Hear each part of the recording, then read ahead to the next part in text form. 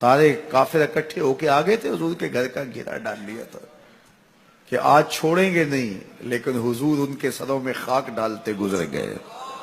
حفاظت اللہ نے اپنے محبوب کی ہے، بلکہ حضرت علی المرتضیٰ کو بستر پہ لٹایا، علی میرے بستر پہ سو جاؤ، امانتے دے کہ تم بھی صبح آ جانا۔ حضرت علی بھی سو گئے، حضور کی حفاظت تو ہے ہی ہے، حضرت علی بھی سو گئے۔ جب صبح اٹھے تو انہوں نے دیکھا یہ تو علی المرتضیٰ ہے۔ اللہ اکبر، بڑے پریشان ہوئے کہ حضور کدھر گئے۔ اچھا، کسی نے حضرت علی سے پوچھا کہ تمہیں کیسے نیند آ گئی؟ ننگی تلواریں لیے وہ گھر کے ارد گرد تھے اور آپ چادر اوڑے سوئے تھے حضور کے مغالطے میں، وہ آپ کو بھی تو نقصان پہنچا سکتے تھے۔ تو حضرت علی نے کہا، حضور نے کہا تھا علی میرے بستر پہ سو جاؤ، صبح اٹھنا، امانتیں دینا اور مدینے آ جانا۔ مجھے یقین تھا سوؤں گا بھی، صبح اٹھوں گا بھی، امانتیں بھی دوں گا، مدینے بھی پہنچوں گا، اس لیے کہ حضور نے فرمایا ہے۔ جب حضور نے فرما دیا ہے تو پھر ہو کے رہے گا۔ جب حضور ہجرت کرتے ہوئے جا رہے تھے نا، 100 سرخ اونٹ حضور کی گرفتاری کے لیے نام رکھا ہوا تھا۔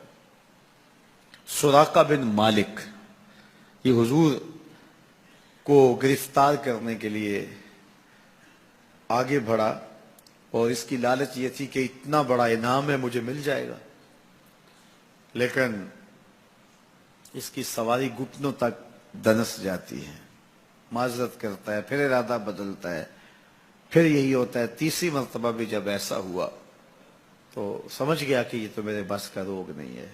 اب اسے پریشانی ہوئی کہ جو آج اس حالت کے اندر بھی اللہ کی اتنی تائید کے سائے تلے ہیں، تو کل جب یہ دوبارہ پلٹیں گے اور مکہ ان کے قبضے میں ہوگا تو پھر میرے ساتھ نہ جانے کیا سلوک ہوگا۔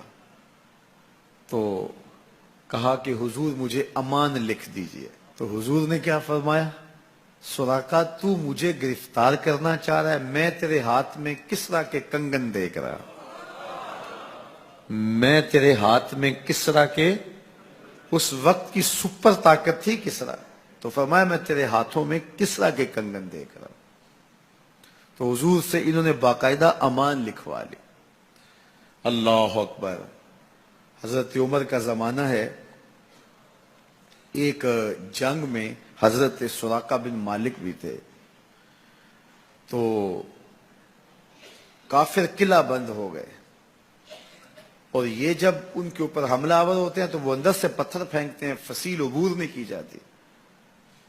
تو سراقہ بن مالک کہنے لگے کہ مجھے آپ منجنیق میں ڈال کر کے ان کے قلعے کے اندر پھینک دو اور میں اندر سے جا کے دروازہ کھول دوں گا، تو پھر تم آ جانا۔ تو لوگوں نے کہا سراقہ کیا بول رہے ہو؟ وہ بڑی غلیل کی طرح منجنیق ہوتی ہے، کہا اس میں ڈال کے تجھے پھینکیں گے، جب تو گرے گا تیری ہڈیاں باقی نہیں بچیں گی، پھر وہ تلواریں لیے کھڑے ہیں تجھے زندہ چھوڑیں گے۔ تو حضرت سراقہ نے کہا مجھے کچھ نہیں ہوگا، اس لیے کہ حضور نے کہا تھا تیرے ہاتھوں میں کسرا کے کنگن دیکھ رہا ہوں، ابھی تک کنگن نہیں آئے، جب تک کنگن نہیں آتے موت آ ہی نہیں سکتی ہے۔ یہ یقین تھا ان کا، یہ اذعان تھا ان کا۔ تو حضور کی حفاظت اللہ نے اپنے ذمہ کرم پہ لی ہے۔ سوال یہ ہے کہ باقی بھی اللہ کے سچے نبی ہیں، ان کی حفاظت اللہ نے اپنے ذمہ کرم پہ کیوں نہیں لی، اور حضور کی حفاظت اپنے ذمہ کرم پہ کیوں لی؟ باقی بھی کتابیں اللہ کی سچی منزل من اللہ کتابیں ہیں، ان میں تحریف راپ آ گئی، لیکن قرآن مجید کی حفاظت اللہ نے اپنے ذمہ کرم پہ لی۔ کیوں؟ تو اس کا جواب یہ ہے کہ اگر کوئی نبی شہید ہو جاتا ہے تو نیا نبی آنے والا ہے، اس کی جگہ کو پر کر دے گا۔ اگر کسی کتاب میں تحریف راپ آ جاتی ہے تو کوئی بات نہیں، نئی کتاب نازل ہونے والی ہے۔